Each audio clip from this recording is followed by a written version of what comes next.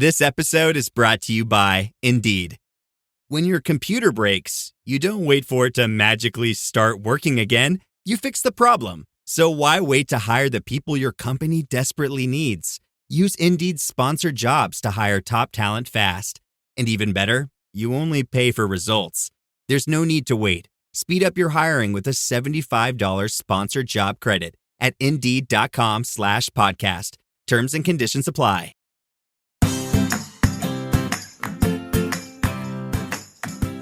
Hi, and welcome back to Realistic Sustainability. I'm Mike, and I am here with, as I always call, Superstar Nick. Well, I'm glad to see you finally accepted the truth. My name is Nicholas. Hello, nice to meet you, everybody that's never met me before. Nick, pull your mic down over your mouth.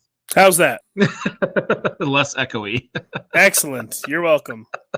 Anyways, so welcome back. It's time for another episode of Realistic Sustainability, and I am, as a new business owner, learning every single day. Things that I thought would take off fast are taking off slow and now starting to move. But one of my favorite things we're doing here at Dabble is the esports division, which you got to experience, even though it's been a long time since you've played or have never played some of the games that you played.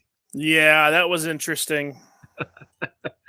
You and a partner of yours and a bunch of friends had come out, and people from all over the state came to just lay heavy scoring on you. Yeah, so for anyone that knows these games, I played Mortal Kombat 11, and I played Rocket League. Rocket League is a game that I knew of, but I'd never played, and my results show no different. I lost the first one 15-1, and the second one 12-1.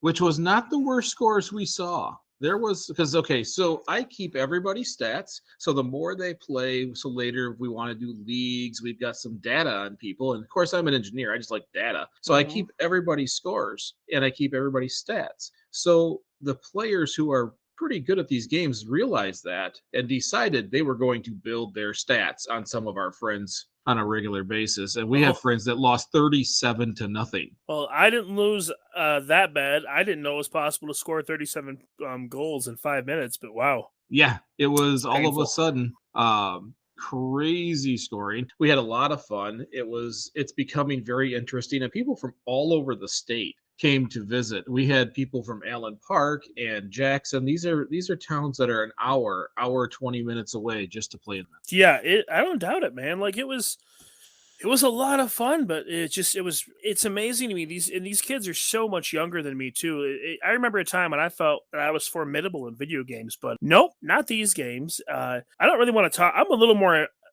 frustrated with the Mortal Kombat performance because I really expected to do okay because I've played a number of Mortal Kombats in my day, from the Toasty all the way to the newer ones, and I got destroyed. It's fun to play the games, and it's nice to meet new people. We had a good time that night. We have more tournaments every month. We've added more games. We'll see who likes Halo and who likes Fortnite to add on to those two. But either way, it was a lot of fun and surprisingly engaging.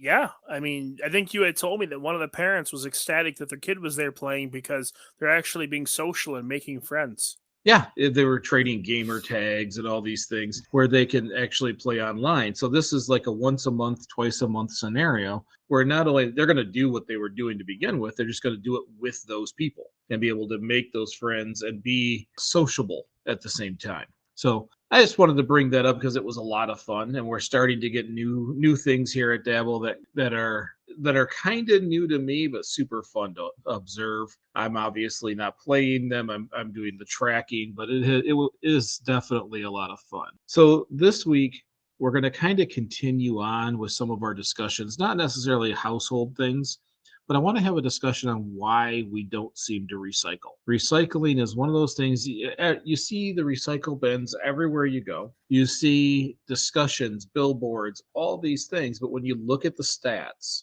we're recycling less this year than we did last year and the year before that. We're continuously dwindling our recycling. And so if it's so important and everybody knows it and everybody's thinking about it, why are we recycling less? Oh, this is an easy one to unpack. Well, because the fact of the matter is, it is so important, but everyone's not thinking about it. A lot of people are, but I think at the end of the day, when you put in your list of priorities for the average homeowner or the average just person, living their life, taking priority, taking care of their kids, running their kids to school and back and stuff. Recycling's on the back burner. I mean, they think about it when they think about it, or when something needs to be replaced that maybe one of them, the man or his significant other, does or doesn't want to get a new one. Like, yes, they're buying a new car, but they doesn't want to get rid of the old one, or it's time to buy a new couch, but the old couch is still okay. They find uses for things they don't want to get rid of. But the rest of it, unfortunately, I just don't think is prevalent in people's minds. And I think that that's part of the culture that we want to try to influence and kind of shift into more so what we're talking about, because I think that that's a big portion of it. I also think that last year, we were coming out of COVID and there was still a lot of things that weren't open, a lot of things that weren't available to us. So we probably utilized and recycled as much as we could, not necessarily out of the mean. It was like a happy accident. People probably weren't even really planning on it. They just, when you don't have so much stuff that is saturating your day-to-day life, you tend to focus more on the things you have. And 2020 and 2021 were really interesting, Michael. So they had a lot of influences in different parts of life that we won't know about for a long time. Well, and that's very true. But the reduction of how we do recycling was it dates prior to that. Like, we peaked right around 2000. We really started a little bit in the 80s, pushed real hard in the 90s, peaked in the late 2000s, and then it just kind of been tapering off, and makes me wonder, and I don't have any data for what I'm about to say, but it makes me wonder if a lot of it is we think we're recycling, but once it leaves our hands, it's not getting recycled. Okay. So, I have a recycle bin that goes to the road. And you've heard me say time and time again, that's practice recycling. We're not actually recycling. A very, very tiny amount of the items that you're putting in there get recycled. They're going to sort it out first and go, okay, you didn't rinse any of these. Those are garbage. Those immediately go to the garbage. Then they're going to look and see what's left and say, okay, we need 1% of this kind of plastic. So this one piece can be recycled, the rest go in the trash. So even though we have a recycle bin, really 1 to 5% of that is actually getting recycled. So maybe we're doing the actions, but on the backside, it's just not happening. Okay, well, in that case, though, in those instances, that may not be so much due to the consumer as it is due to the poor choices of the recycling facilities, or maybe poor education. Maybe people are putting things in the recycle bin with the intent of having it recycled, but like food waste, like pizza boxes, they don't know that it's not recyclable. They just assume it is because it's made of paper. Maybe the wrong things are getting mixed together, and just we need a better education. Well, and I don't think it's necessarily a lack of, you were just saying maybe the recycle places making bad choices. I think they're going to make whatever financial choice is viable to them. So if all this plastic pours in, but they only have a customer for a tiny portion of it, they're going to take the best of that tiny portion, turn it back into pellets and sell those pellets, but the rest of it has no use. They're making their money on the collection. So they just throw the rest away. I do believe that constitutes as a bad decision. Well, it could be a worse financial decision to recycle it all and sit on it, is what I'm saying. They can get themselves in a bind as a business with all this extra stock with no place to get rid of it. I understand that, but I am not going to sit here and argue on behalf of the company that's not doing its job for their financial pocket. I'm not doing it. But I think that's possibly what's going on, is that we think we're recycling more than we are. People are constantly saying, "Oh, I put this in the recycle bin," or you're walking around a venue. There's always a recycle basket next to the trash basket with a little explanation of what goes in each. And when I look at that, I know aluminum will get recycled. It certainly will. Almost everything else that goes in the other ones will not. That is security theater. It makes us feel good. We think we've done our part. And in that case, it's not actually happening. We're practicing as a people, but industry isn't following along. And it can only be because the cost of the raw materials are still grossly lower than the cost of recycled materials. Yeah, no, I understand that. Just a quick fun stat is currently we as a world recycle about, on average, as the whole world, when it comes to plastics, about 6.9% of our plastics. So 6.9. 93.1% of plastics are either burnt or buried. That's depressing and sad and really frustrating. And that's a number for all, because with water bottles, it's around 20%. We know all these little stats, but this is all plastic materials.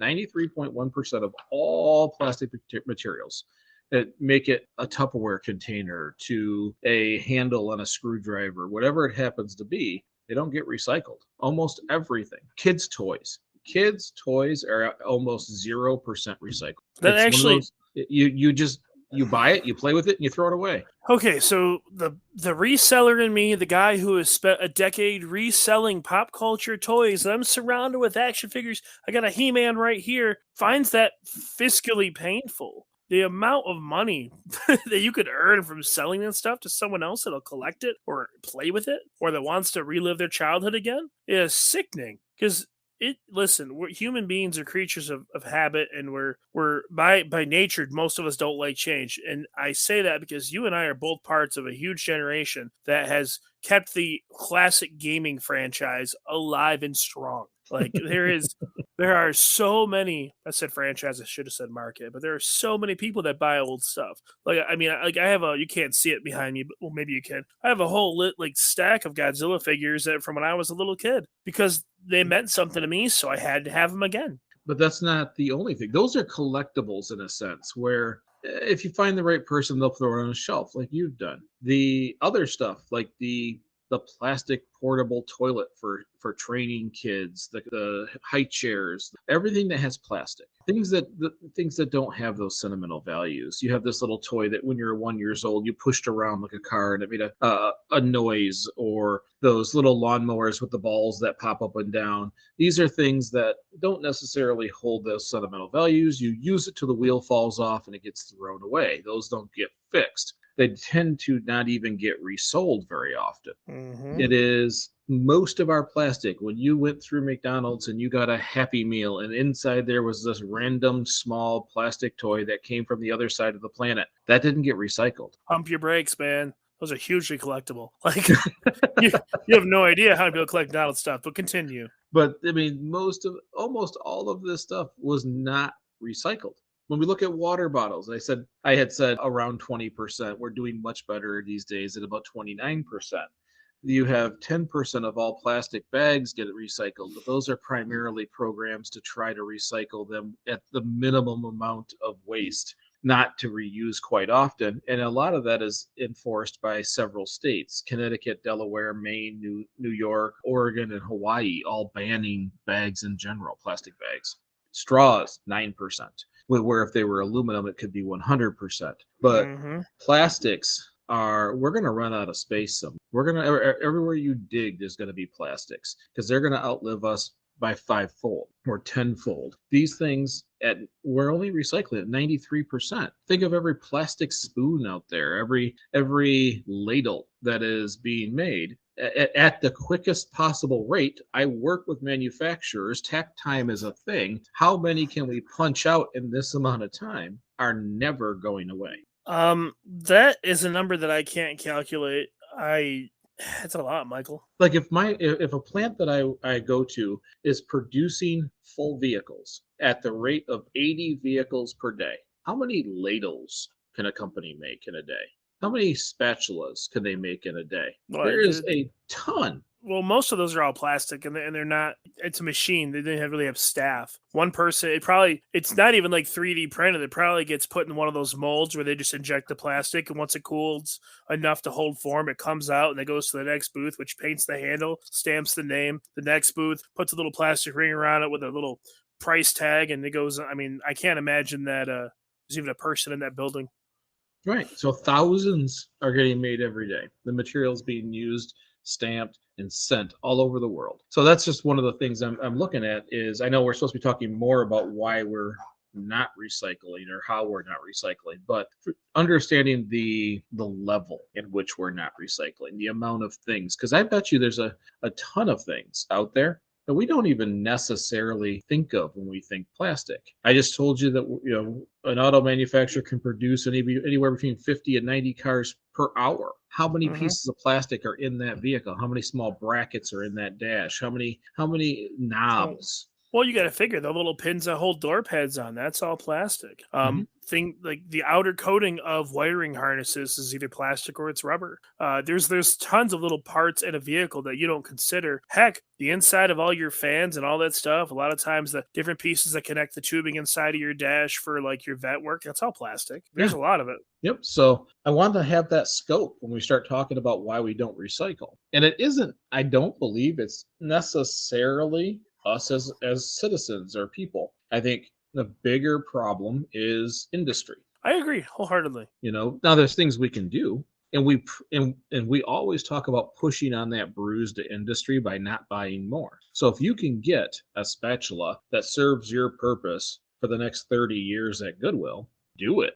Don't get the cheap one at Walmart. Don't get, matter of fact, chances are you're going to get a better one because it's produced with a little more material that's used than you will a brand new one, because they're trying to reduce to the point that it barely functions as its need.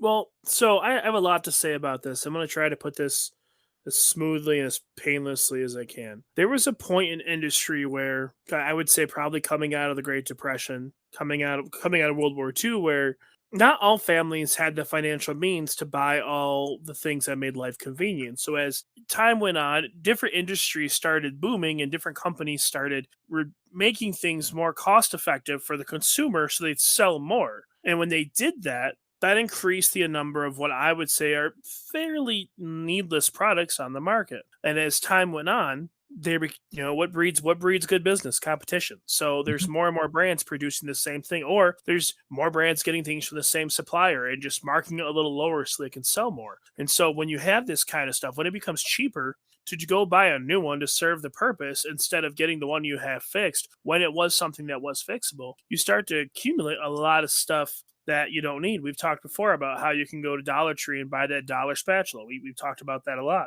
Mm-hmm. Here's the part that makes me kind of sick to my stomach.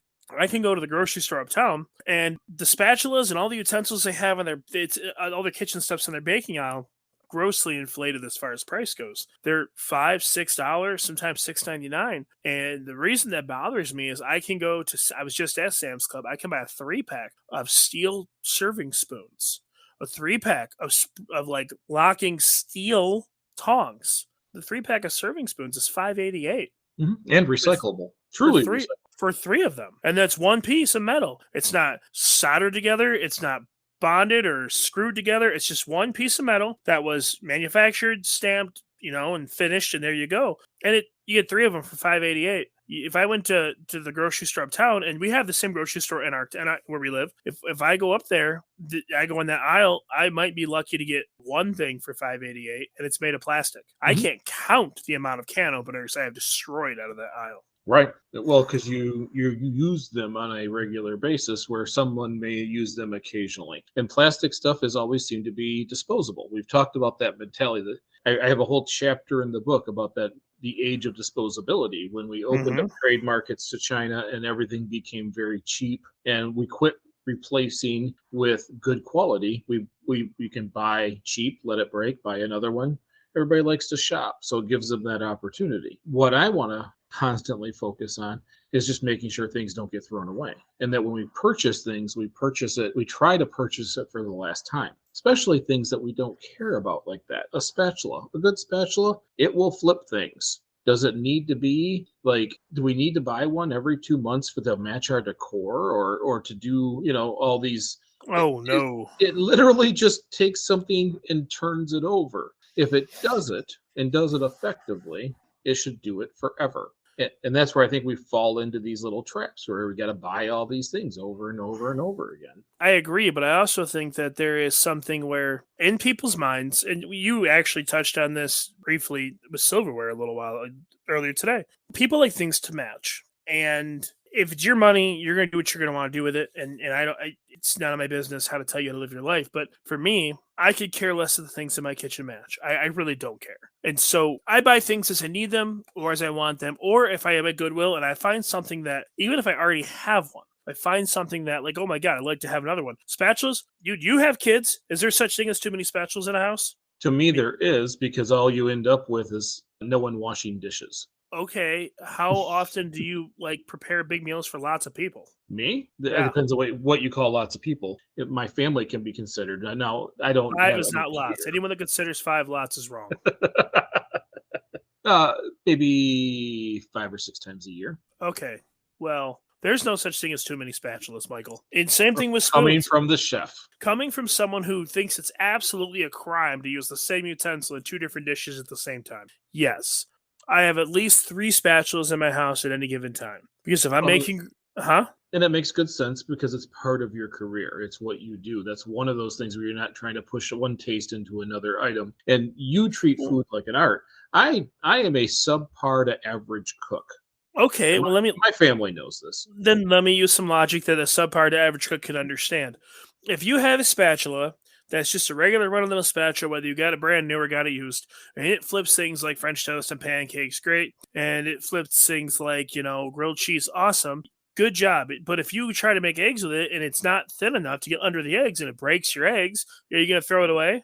No, you're not. But you're probably eventually going to see one that will work for eggs and buy the one for eggs. You now have two spatulas that do the same thing for two different purposes. Well, and I can give you that logic. I do have multiples of each, but it's because I won't get rid of them. Now, Jamie is starting to peel off some of them so they can come to Dabble, kind of thing. Or we're also doing a large garage sale at Dabble during the May festivals here in Durand, and she's starting to box up some of that stuff to rehome it. But the goal is to make sure it doesn't get thrown in the future bin, which is my new term for away or into the garbage, because it's your problem today, but if you throw it in the future bin, it's a problem for someone else in the future. Mm. And so we're trying to reduce that by making sure we can quote unquote rehome things. So we're starting to box up all this extra stuff that's been accumulated over the last few years so that when we do that here at Dabble, and if you're in the area, stop in because it's just going to be a big yard sale in the building during our Railroad Days Festival. That's where we'll be able to rehome some of these things. Well, I would like to put in my say on that. And if you have kitchen stuff for you to be rehoming, I want first steps on anything before you decide to sell it to anyone else. Okay. Because there are some things that I do want. I want I want lots of spatulas. I want lots of ladles. You know how many times, and surprisingly is a bigger number than I ever thought, I've done like a 3 or 4 course meal for Christmas at my own house or for like Easter where I need one for a soup and one for a gravy. Mhm. Okay, Yep. well, You have some utensils coming your way. I want to pick before I don't just give me everything because I have enough spoons to. I'm just saying that I think that having a few of each is not a bad thing. But also, where I was trying to go with this before I went off on my rant is that when you go to Walmart, and I name drop Walmart all the time because I do believe that they are like one of the biggest problems we have in terms of sustainability. When you go into stores like Walmart and you see a kitchen caddy or whatever the fancy term for it is, and it spins and it's got 15 utensils and it comes with the utensils, so now you can buy it for like $30 and you've got your fancy kitchen caddy made by whatever brand they're selling at that time with all your matching utensils, and you're all like super excited. You put it on your counter, then you get rid of all your old stuff because you've made your home more efficient. You just created hundreds of years of waste in a landfill that you didn't need to create because now all your stuff matches. And then what happens when one of them undoubtedly breaks? Because it will. Okay, first thing about kitchens, all kitchen companies that make kitchen stuff don't make all things equally. Some things are amazing. Farberware makes an amazing Santoku. I've had one for, at this point, 15 years. It's awesome. But I've had a lot of other stuff that's crap. Right. Well, and there's other ways to manage it. And that's what I want to talk about is, yes, I just kind of plugged the Dabble yard sale event that we're having during the holiday. And first of all, thank you, Shaw Pharmacy here in town for sponsoring it. But we also have things like the free mom-to-mom trade. Every town can do these things. All we're doing is creating a space where people can drop off all the things they don't want that has to do with kids. And other moms can come pick it up, or dads can come pick up the things, clothes, shoes, toys. It is just a place for some to drop off and some to pick up and some to swap. We can trade things around the community and keep them out of the future bin. I think that's a great idea. I think clothes are a huge one. There's a number of reasons. One, we've discussed before. At this point, it felt like forever ago, but we've talked about the embodied energy of things like denim, and usually things that are denim are full of buttons and snaps and metal zippers, and like it takes an immense amount of resources to produce those, and kids outgrow them so fast. I mean, you have three kids, I have three kids. The kids outgrow clothes so ridiculously fast. So instead of throwing it away, I think rehoming it, in one of these things would be an amazing, amazing opportunity to give it a second lease on life and to save some other people some money because they're not cheap. Clothes are expensive. Even if you buy all the cheap stuff, it's expensive. Yeah, fast fashion is expensive both from the pocketbook side and the environmental side. And if we can trade amongst the community, that's the way to go. Any of us, and if you're listening to this, it doesn't matter where you are in the world, any of us can find a space, put out a communication, and set up an event where people can just trade things back and forth. Dabble's doing several. So we did the Christmas one last year. Remember, we did the decor Christmas swap. People who wanted to get rid of their Christmas stuff could drop it off. People were dropping off truckloads. By the end of the event, we had 2 tubs left. I decided to just throw them on a shelf and we'll bring them back out next year when we do it again. We're having the mom to mom swap. We'll have a back to school one where people can bring all their backpacks and paper and pencils and all these things for those who can't afford to purchase them. And it keeps them all out of the future bin. We're doing Thanksgiving decor swaps. We're doing costumes. Remember, Halloween costumes are insane. Oh, We're doing costume and decor swaps for Halloween. Or one of my favorite things about the Thanksgiving one, I decided to go not only decor, but recipe swaps, where people can bring their recipes that we can all take pictures of and take home and try something new. this is how you're telling me this now? It's in the ad. Okay. Yes, we're doing a recipe swap. Another thing that helps each other around the community. And obviously, everybody knows that last year you did the Christmas Eve dinner for free for the community, but we're also doing a Thanksgiving Eve dinner here in Durant. It's these little things that we can do that keep things out of the future bin, and someone doesn't have to buy it. If they come in here and they're able to get a set of shoes, a backpack, some jeans for their child, they don't have to go to Walmart for the fast fashion and have it wear out within the first year, or they have them when they grow out of it look and say, oh my goodness, these still have tags on them. How many times have we looked in a closet and the child has already grown out of the clothes that they never even wore once? Well, I agree, but even as an adult, okay, so let's say you have a friend or someone in your family that's going to have a baby, right? Mhm. Well, maternity clothes aren't cheap, and there's a lot of people that really can't afford to go buy a whole new wardrobe for 6 months out of their life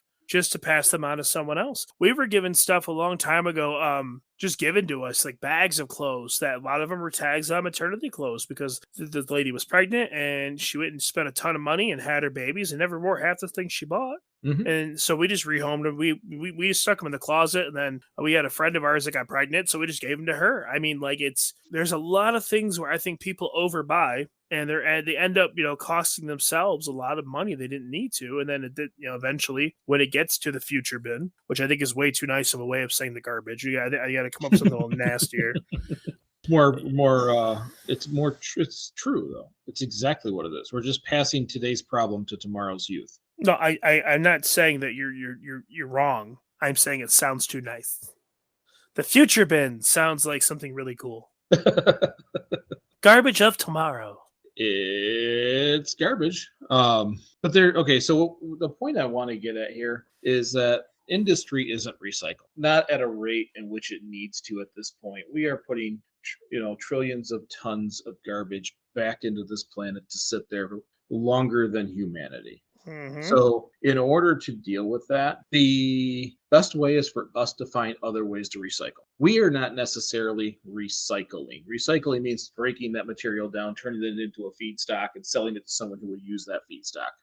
Mm-hmm. We can upcycle. We can reuse. We can create reductions of purchases through finding a use. I'm collecting tons of small plastic containers. As you know, Jamie even has a shirt that makes fun of my butter container addiction. But I do that because it's almost time to plant plants again, and seedlings need something. So lucky for me, Ace here in town donates me a ton of things, especially for the Edible Landscape Project. And I can reuse these containers. I now have friends and family who bring me theirs so that I can plant in them. And once the plants get to a certain size, we transplant them, I wash them out, and they're there for next year. If they're going to last 100 years, then perfect. I will just keep using them over and over and over again. And that's what we're trying to do, is look at recycling in more than one aspect. Yes, you can take this piece of this yogurt container and throw it in the bin. You can take this, what is it, Keurig, those K-cups, Yeah. and throw it in that bin with the feeling that it might be recycled. Or if you're a gardener, then you start seeds in them. If you you find a use. And if you don't find a use, you find someone else that has a use. Or if it's something that has value still, or you feel it has value, then you do these yard sale things. You do these events. You do these giveaway events. You do something to rehome a product so someone else doesn't buy one. You know, works really good for starting seeds. So when you're at like a big box store and you buy cupcakes or you buy like the cookies and the plastic like clamshells, Mm-hmm. and then like egg cartons. Egg cartons, if you have the ones that have like the 12 segmented spots, if you have those clear plastic ones, you could fill all those with, you fill it with dirt, put seeds in there, making sure it's nice and damp, and close it, and then it gets a nice humid environment. There's a lot of that stuff could be used for that. Actually, a lot of garbage could be used for that kind of stuff. Yeah, there's and like I said, I take a little heat for the amount of stuff I collect. And once we get organized here, I will start moving a lot of it from the home into the storage space of Dabble, and that will help quite a bit. But it's because I'm saving those things, those clamshells that like cookies come in, or pies that are clear, that are the PVC, clear PVC plastic, that if they sit in the sun for a long time, they might crack, but they're never going to go away. They're tiny greenhouses. Is exactly what they are. They function and work like a small greenhouse. You lay down a wet paper towel, you lay your seeds out in there, you put another wet paper towel over the top, and you close it and set it in the sun. It helps produce some heat. The radiation can pass through it quite easily, and those seeds will start to grow. And those are useful. Those are something that you can use for a purpose year over year over year if you take care of them, and they don't go into that bin. They're not going into the future bin. I think those are great ideas. Also, I have a question for you at Dabble. For anyone that might have some stuff lying around, if there are parents out there, like at these mom to moms or in general, that have extra school supplies lying around, like crafting things, construction paper, wooden tongue depressors. I always call them popsicle sticks, but you know what I mean. Glue sticks and cotton balls and all this random things that you would stick in a junk drawer. You could bring that to the mom to mom, or I bet you could Dabble use that as a donation in some of the science projects they do. So by the time this episode comes out, the mom to mom will be over, but we will have a back to school program coming up in August. So backpacks, pencils, pens, all those things will find a home. Now, if you're just kind of cleaning things out, yeah, I have friends that have left me bags of safety pins, or the clothespins, the wooden clothespins. A lot of that stuff, remember, I'm a science nerd and we love doing STEM classes. So if you have those kinds of supplies, yeah, we will use them. We will use them in a science class, a STEM class, an art class, anything we can, because I want to get the use out of them. If they sit in your attic until they rot, no one got the use out of them. I still have to buy supplies to make catapults. If anybody saw the videos of kids shooting marshmallows into each other's mouths from their catapults that they had built, or the paper rockets that we did for pressure rockets outside, where they got to build a rocket, stomp on a pop bottle, make it fly. These things we try to build as many programs out of scraps as possible, and if people have them, we'll take them. I just want to make sure that I was right in my understanding, because I'd rather, if things do eventually go to the recycle bin or go to the garbage, I'd rather see the life get used out of it. Because the thing was already produced, was already made. It already has all that embodied energy. And the one thing that's worse than a single-use item is a single-use item that was never used. So we want to make sure. Before. I know. Some real tall smart guy told me that. And I think that it would be really beneficial and it helps people clean up their houses. Yeah, we're coming up to spring cleaning. So don't just throw it into that future bin. Do not throw it away. There is no away. That away will haunt us another day. Find a home. I guarantee most of the stuff you are keeping for a reason that may have changed. Others may take, and there's uses. Go on to online posting boards. I have 25 butter containers. Anybody need them? You're going to get a gardener or a mechanic right off the bat wanting them for storage. It's going to happen. So don't just toss them. And that's the real point of this episode, is to give us other ideas that are recycled, because if they're not going to do the recycling, and yes, any precious metals, okay, so copper, aluminum, these are all going to get recycled. Most steel with some degradation will get recycled. So those metals can go in a recycle bin. You can take your pop bottle or your pop cans back. They will become pop cans. Those are things that they recycle at a high level. Make sure they get in a recycle bin. Plastics, not necessarily. And I'm going to kind of go over real quick why. So you know how that has the recycle logo on there and there's a number inside that recycle logo? Yep. Okay. Each one of those is a different kind of plastic. There's different chemical makeups of different kinds of plastics. Like PET is one we hear a lot of. And that is because it's one of the more popular ones. It's what we use for water bottles. And we've said it time and time again, when you go to recycle those, they downcycle. And then I've always used indoor-outdoor carpet as the one thing that they make, but they do use it for other things. It's really just made for like soft drink, water, ketchup bottles, beer bottles that are plastic. Anything that is plastic like that, peanut butter containers, salad dressing bottles.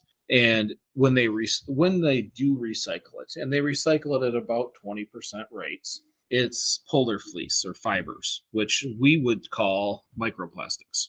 So what you're telling me is, instead of like melting it down and trying to reform it, there's so much degradation in the process. They just clean it and grind it all up into tiny little pieces. And then it probably goes into things that are like either stuffed with it, or maybe goes into, I've noticed that they're starting to use microplastics a lot more in like playgrounds and stuff like that, instead of having sand or dirt, or they make these mats, like, I don't know, it's ground covering really that they put on the playground. That's made out of microplastics and rubbers. Well, and for PET, it is, like I said, fleece, tote bags, some furniture, either primarily the fabric goes into the fabric because it's quote unquote stain resistant. Carpet, part of that indoor-outdoor carpet, they're also using a lot of that in standardized carpet, paneling, straps, stuff like that. They do try to make some things for like bottles and food containers, but very rarely do they meet the purity standards. Okay. So that's why, so those get recycled, but only for those industries, which are not nearly as robust as water bottles, which is why we're only recycling it at a certain amount. So the recycled number two is HDPE. And I can tell you the names, but it doesn't matter. It's usually a chemical compound name, but this is more, HD just means high density. And I think it's a polyethane, but this is your milk jugs, juice bottles, the thicker, the shampoo bottles, stuff like that. Now they do thin it out for trash bags, sometimes shopping bags, and I think the inside of cereal boxes, that liner is this also. And this was part of that whole 20% recycle. So those two are pretty easy, but those things are recycled into more like laundry detergent bottles, other kinds of bottles, ink pens, floor tiles, drainage pipes. This is where you'll see this stuff become lumber, lumber, that plastic lumber, where they make benches or dog houses or picnic tables or fences. Okay, when it comes to plastic, I actually am pretty big advocate of like the flooring made out of it, and I like the flooring. I like the things they do, like the high density plastic like that. If it's made out of recycled materials, I like that a lot. Well, then it sits there hopefully for 20, 30, 40 years. There are some concerns with certain plastic materials in high heat environments. So if you make it a deck and you make it a darker color, you can get warping or twisting because it just can't handle some of the UV radiation can make it brittle. So there are some things that are concerns. Now, those are the two by far most easiestly recycled. Now, when you're looking to buy things, look at these recycle stamps. It will tell you how easy it is to be recycled. 1 and 2 are the easiest. And when we start recycling more, in reality, they will be the first. Now, number 3 is PVC, which we always tend to think of as our pipes, because we've started using more and more and more. But this is also recycled into deck boards, paneling, mud flaps, flooring, speed bumps, when they make a speed bump, mats, stuff like that. So these are not recycled very often. These are much harder to recycle, creates a much more expensive material, Mm-hmm. and they're recycled closer to 5 and 10%. Wow. So low density PE is your squeeze bottles. So your ketchup squeeze bottles quite often can be made of this, but you start to see like your bread bags, frozen food, that plastic that goes over the top of a TV dinner. Mm-hmm. Dry cleaning, shopping, or the bags that cover clothes, shopping bags that quite often, totes, stuff like that. This stuff isn't recycled barely at all because, like you were saying, that low density almost makes it a gas when you Yeah. heat it. This is sometimes recycled into like trash bag liners, compost bins, shipping envelopes, but at a very small scale. Well, I would assume it's a small scale because it breaks down so much that there's not a whole lot of material left. I assume that if they're making bags out of it, and Lord knows how much they lost on the transition. Mm-hmm.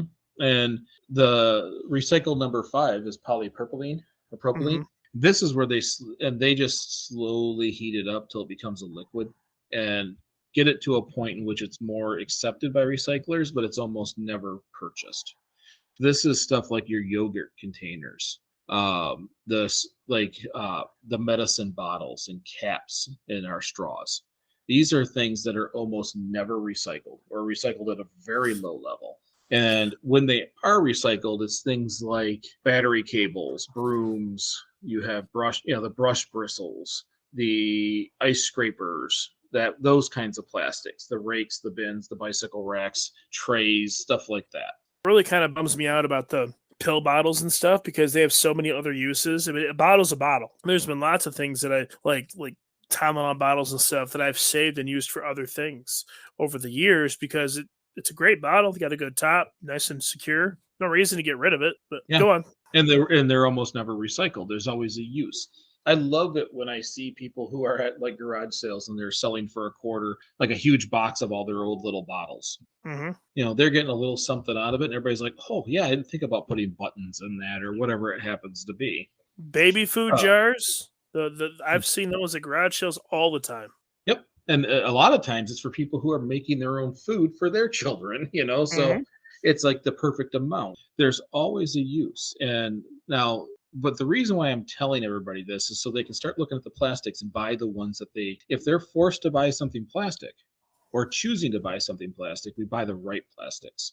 Mm-hmm. Because like styrofoam, for example, it's not a recyclable material. When they recycle styrofoam, about 98% of it gets turned into a gas and put into the air. Oh, that's good. That's what we're looking for. Styrofoam is bad. It's a carcinogen for humans, Mm-hmm.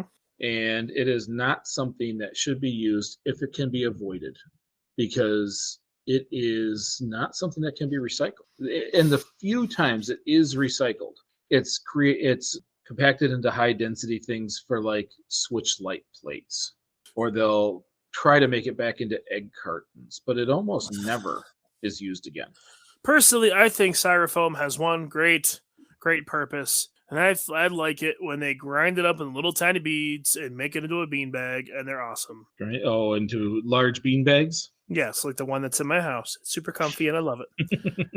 And that doesn't actually have that inside. There's a big cushion made of fabric in there. But my point is though is that like really you can't recycle a lot of different materials by like heating them up and trying to break them back down into your base material. So like things like styrofoam, if you can't grind it up or break, or like for me, something I do with it that a lot of people don't realize you can do. Like when you buy something, normally styrofoam you see as a insert to provide stability in a package. Whenever you buy something else. Mm-hmm. So I take the base, or the top, whatever piece is like usually comes out in one that's round and has like structural stability, and I will use that to make chocolates with because it's a base. So I just put it down, I poke little holes in it, and when I dip my chocolates, I put it in the hole. Chocolate as it dries a little bit, drips down. It allows me to. I get uses out of them. I like them.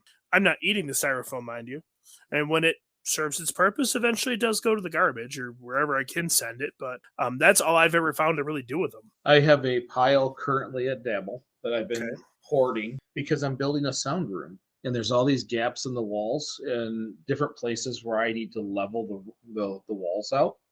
So I have all these pieces of styrofoam that I can build a layer over some of these thin walls before I even put the foam egg. It's like an egg carton foam over top of that. So if I black out the window on one side and use the styrofoam to cover the walls and then put the good looking, if you will, egg carton foam, does anybody notice that I have multiple layers? And then it's a No. better sound room. I have different densities. So what will happen is like the glass wall that you see when you were down there gaming, that will be blacked out. On the other side, we'll have cardboard on it first. Or, I'm sorry, styrofoam on it first, then cardboard to give a flat surface, and then we'll put the foam squares over it. So it'll be three different densities beyond the glass that will disrupt audio at three different levels, help create the sound room, and we're doing it out of garbage. I support that. All I have to do is make sure on the side that everybody sees that it looks normal, and It's not a bad thing. that's how we're creating Dabble Studios, which, by the way, I think gets started next week. So when we create the sound room, and if it works really well, it's kind of just made with garbage. Its forever home is being used.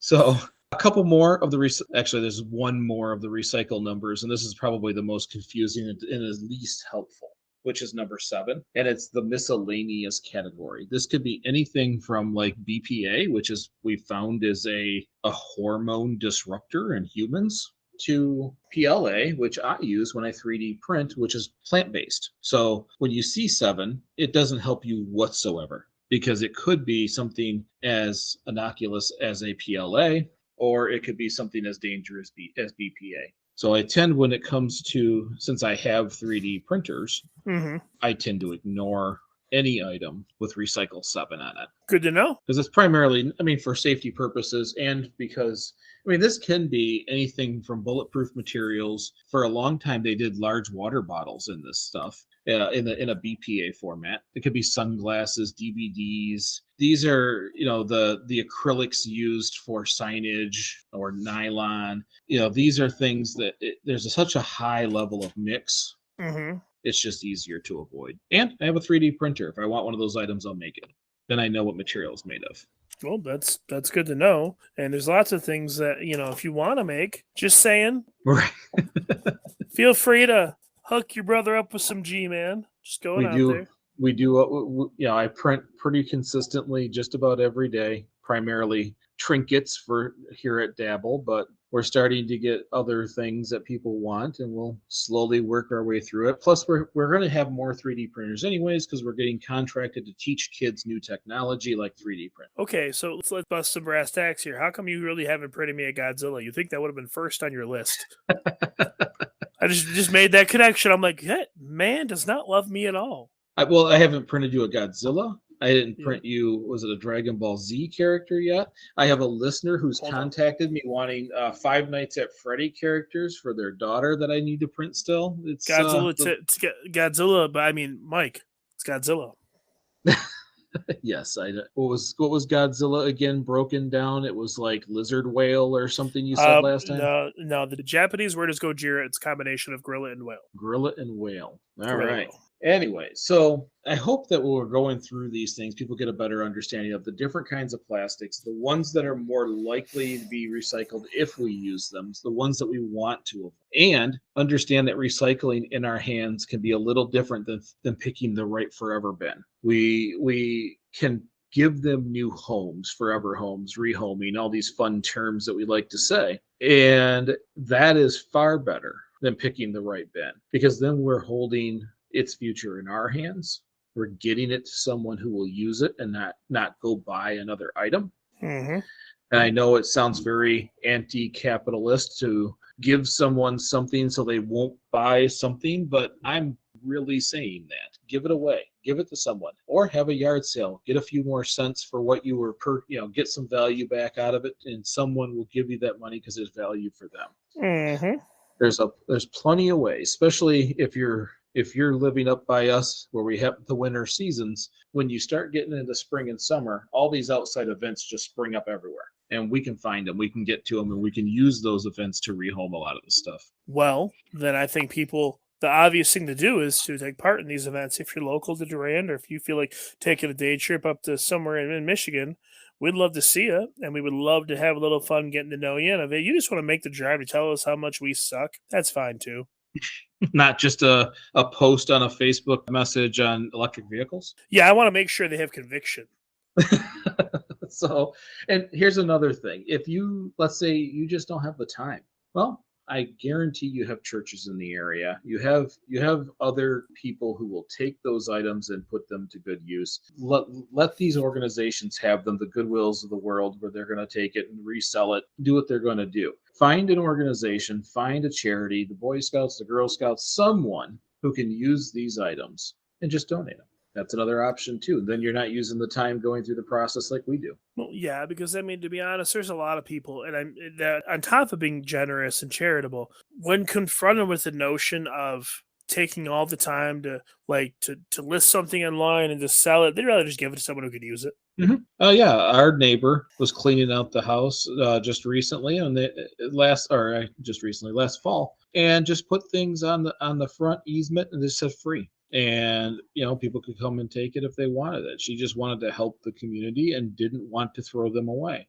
which I adore. So I think that's wonderful. Yeah. So just be mindful. Think about that. I'm not trying to be pushy or tell you what to do. I'm just trying to open the idea of options and understanding that the term recycle can mean so much more, because we are not recycling. At least in the United States, our recycling totals are dropping year over year over year, because industry is in this hurry up and use all the gas, hurry up and use all the oil. There's an overabundance of waste product that they use for plastics. So that is far cheaper than recycled plastics.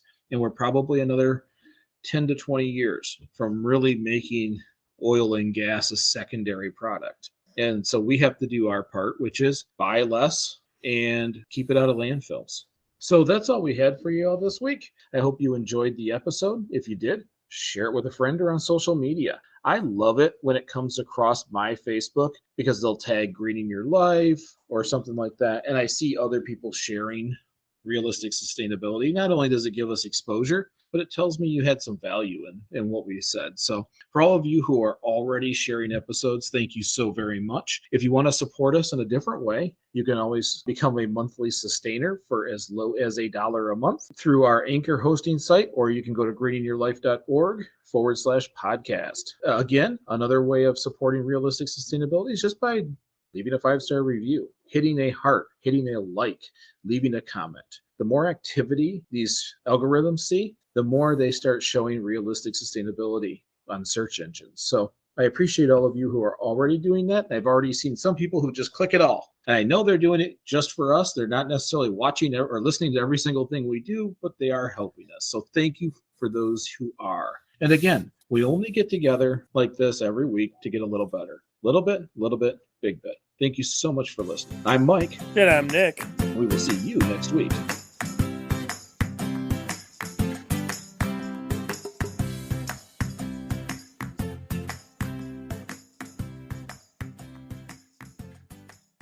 What's going on, everybody? My name is Rob, and I'm the host of The Curated Culture, a weekly podcast dedicated to dissecting the latest and greatest news from around the world of tech and pop culture. Now, we all know the internet can be a busy, noisy place, so let us calm that noise for you. Join us as we discuss the latest and greatest topics from the people and sources that matter most. Check us out every Thursday as we jump into fresh, original content, new interviews, and a host of other subjects that we know you'll find interesting. So jump in to whatever your favorite podcast app is and search The Curated Culture. Make sure you subscribe to the show so you don't miss an episode.